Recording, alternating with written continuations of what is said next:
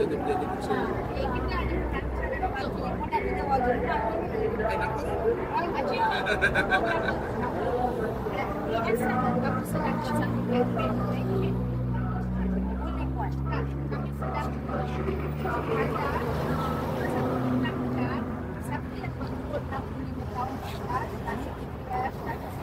ada apa-apa penting. Kerajaan satu bagi 500 setiap bulan untuk mereka. Bagaimana saya buat? Ini belum jadi undang-undang. Kita tengah desak kerajaan. Terdapat batu dua ni ada yang ramai yang tak ada kerja, tak ada simpanan. Sebab mereka dah menumpang nombor negara. Sebagai kerajaan, kita pun harus menumpang balik kepada mereka. Bagi setiap bulan kerajaan, ada yang akan tanya anak-anak kerja, ada jaga kami, dan anak-anak terus tak jaga. Sudah terbukti bagaimana masyarakat dalam keputusan selama ini sebagai calon yang membawa dalam pilihan yang Penjadi ini kita perlu ada satu rancangan. Apa yang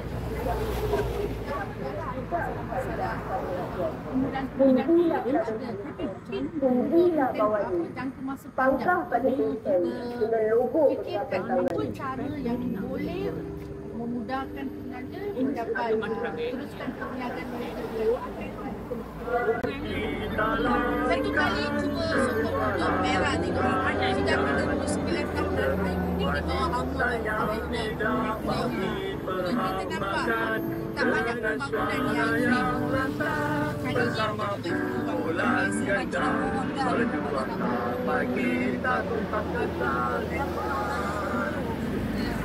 ni kawan-kawan kuasa dia, kabel dia. Timur dia bagi beras, kalau raya dia raya. Itu tak sejaman menawarkan pilihan terbaik untuk anda yang sudah muak dengan budaya gelabah negara ini. PN adalah kawan ini, seorang peguam rakyat.